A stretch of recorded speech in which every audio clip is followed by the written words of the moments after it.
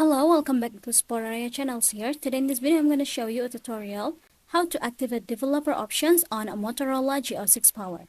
But before it, I hope you guys click subscribe and the bells button below to support this channel. And yeah, now without any further ado, let's get started to the video.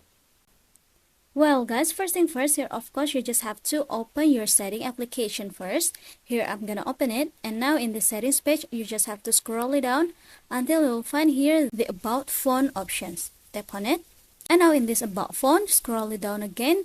We'll find here the device identifier. You just have to tap on it, and we'll see at the last option, which is build number. You just have to tap on it 7 times to activate the developer options. Here I'm gonna tap on it 7 times. 1, 2, 3, 4, 5, 6, 7, and there will be an information, yeah guys, for the developer options is already activated.